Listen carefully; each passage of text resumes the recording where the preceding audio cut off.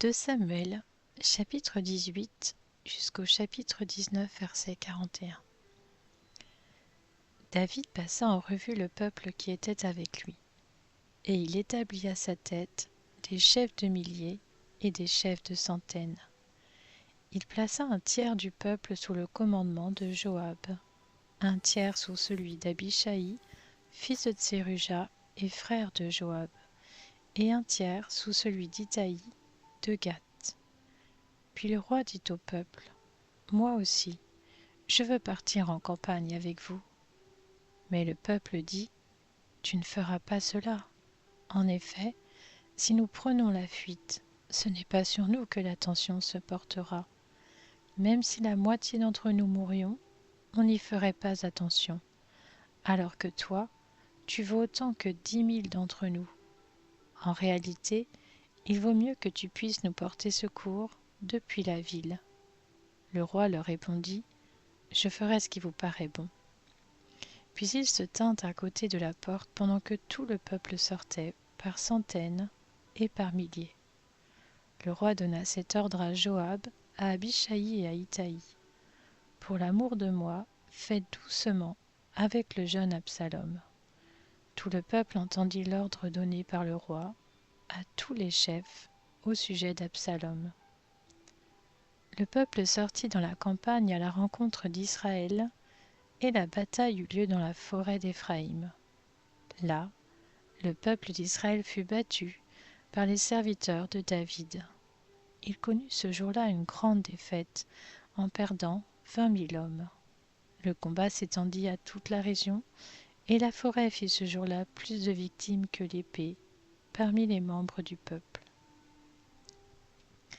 Absalom se trouva en présence des serviteurs de David.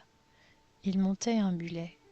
Le mulet pénétra sous les branches entrelacées d'un grand térébinthe, et la tête d'Absalom fut prise dans le térébinthe. Il resta suspendu en l'air, tandis que le mulet qu'il montait continuait son chemin. Un homme le vit et annonça à Joab: J'ai vu Absalom suspendu à un térébinthe. Joab dit à l'homme qui lui apportait cette nouvelle: Tu l'as vu? Pourquoi donc ne l'as-tu pas abattu sur place? Je t'aurais donné 10 pièces d'argent et une ceinture. Mais cet homme dit à Joab: Même pour 1000 pièces d'argent, je ne porterai pas la main contre le fils du roi. En effet, nous avons entendu l'ordre que le roi vous a donné, à Abishaï, à Itaï et à toi. Il a dit: Veillez chacun sur le jeune Absalom. Si j'avais menti et l'avais tué, rien n'aurait été caché au roi. Toi-même, tu aurais pris position contre moi. Joab dit: Je ne vais pas perdre mon temps avec toi. Puis il prit en main 3 javelots et les enfonça dans le cœur d'Absalom, alors que celui-ci était encore bien vivant au milieu du térébinthe. 10 jeunes gens qui portaient les armes de Joab entourèrent Absalom et le frappèrent à mort. Joab fit alors sonner de la trompette, et le peuple revint. Il cessa ainsi de poursuivre Israël, parce que Joab l'en empêcha. Ils prirent Absalom, le jetèrent dans une grande fosse au milieu de la forêt, et mirent sur lui un énorme tas de pierres. Tout Israël prit la fuite, chacun se réfugia dans sa tente. De son vivant, Absalom s'était fait ériger un monument dans la vallée du roi. Il se disait en effet: Je n'ai pas de fils pour perpétuer le souvenir de mon nom.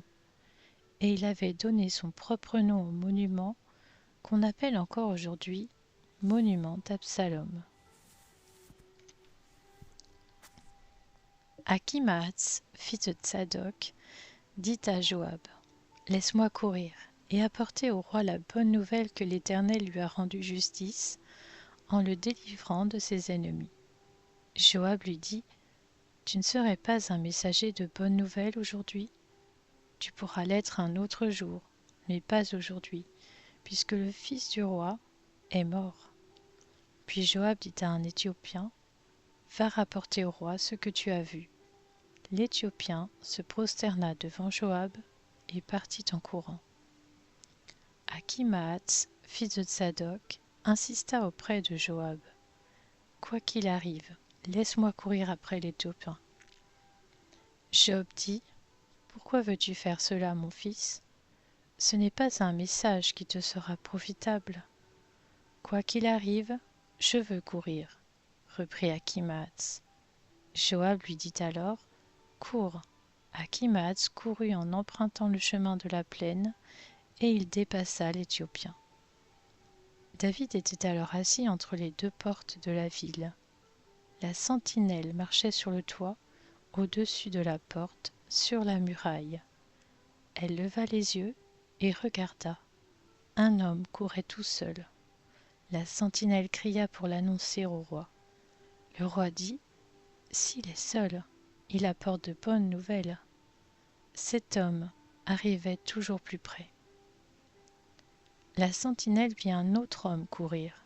Elle cria au portier : « Voici un homme qui court tout seul. » Le roi dit : « Il apporte aussi de bonnes nouvelles. » La sentinelle dit : « La manière de courir du premier me paraît être celle d'Akhimaatz, le fils de Tsadok. » Le roi dit alors : « C'est un homme de bien.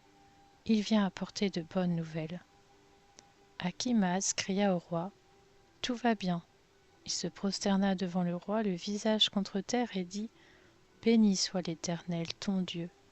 Il a livré en ton pouvoir les hommes qui levaient la main contre mon seigneur le roi. » Le roi demanda : « Le jeune Absalom va-t-il bien ?» Akhimaatz répondit : « J'ai aperçu une grande agitation au moment où Joab a envoyé le serviteur du roi, et moi ton serviteur, mais je ne sais pas ce que c'était. » Et le roi dit : « Mets-toi là, de côté. » Akhimaatz recula et se tint debout. Alors arriva l'Éthiopien. Il dit : « Que le roi mon seigneur apprenne la bonne nouvelle.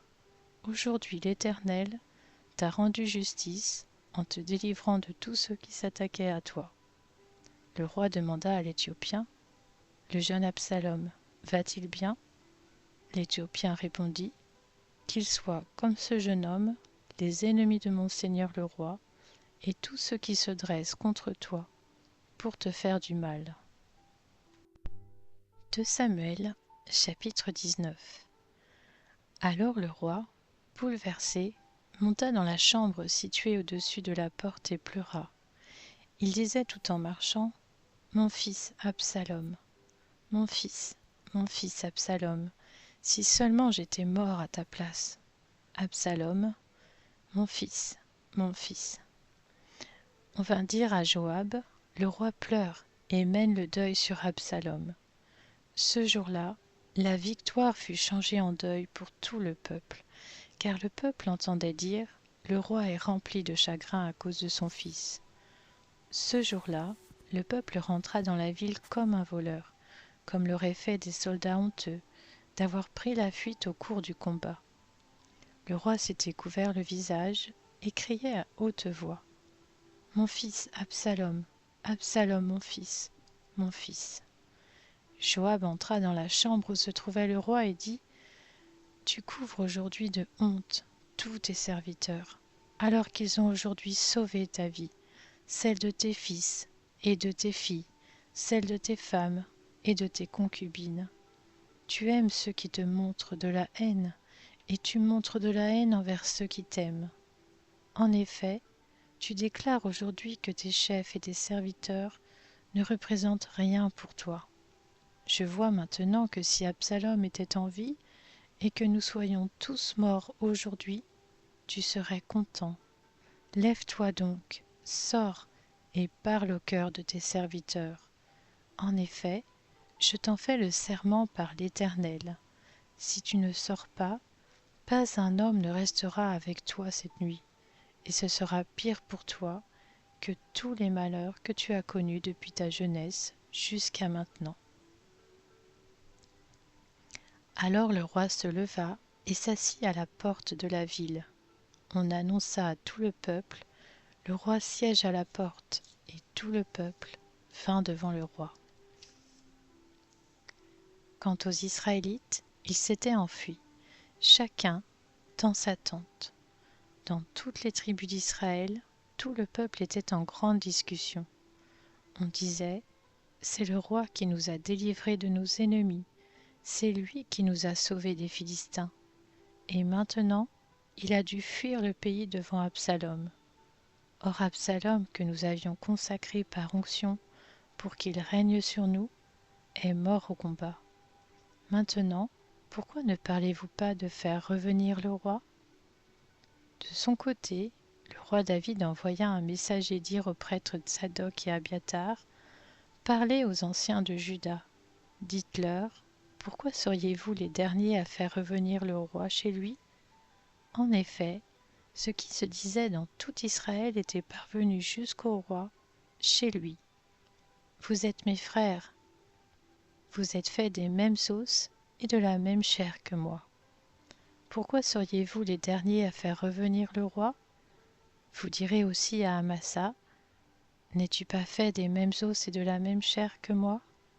Que Dieu me traite avec la plus grande sévérité, si tu ne deviens pas pour toujours chef de l'armée devant moi, à la place de Joab.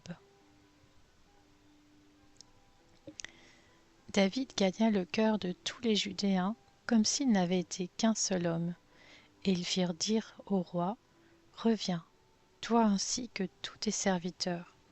Le roi revint, et il arriva jusqu'au Jourdain. Quant aux Judéens, ils s'étaient rendus à Gilgal pour aller à la rencontre du roi et lui faire passer le Jourdain.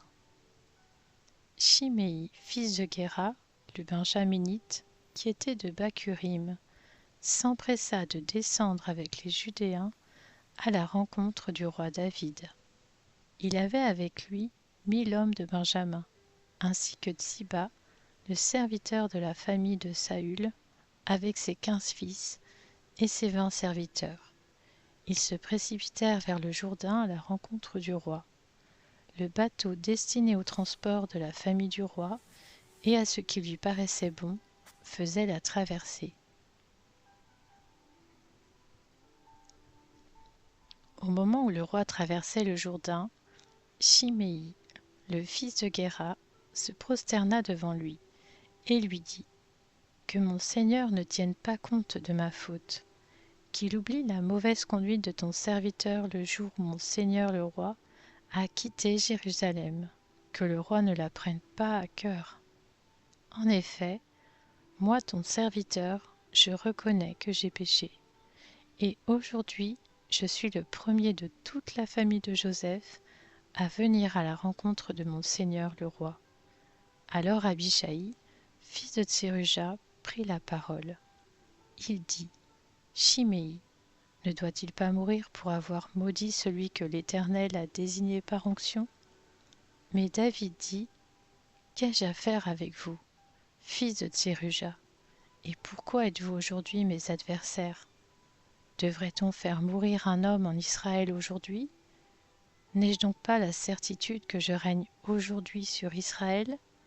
Puis le roi dit à Shimei: tu ne mourras pas, et lui en fit le serment. Méphibosheth, le petit-fils de Saül, descendit aussi à la rencontre du roi. Il n'avait pas soigné ses pieds, fait sa barbe, ni lavé ses habits depuis le jour où le roi était parti, jusqu'à celui où il revenait en paix. Lorsqu'il alla à la rencontre du roi à Jérusalem, celui-ci lui dit: pourquoi n'es-tu pas venu avec moi, Méphibosheth?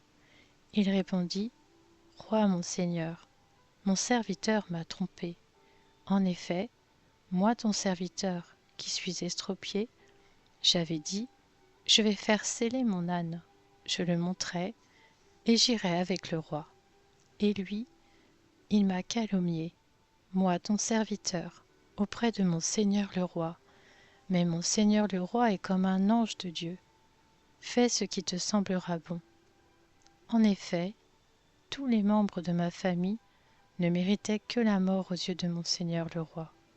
Pourtant, tu as accueilli ton serviteur parmi ceux qui mangent à ta table. Quel droit aurais-je encore de réclamer quoi que ce soit au roi? Le roi lui dit: à quoi bon toutes tes paroles? Je l'ai déclaré. Tsiba et toi, vous vous partagerez les terres.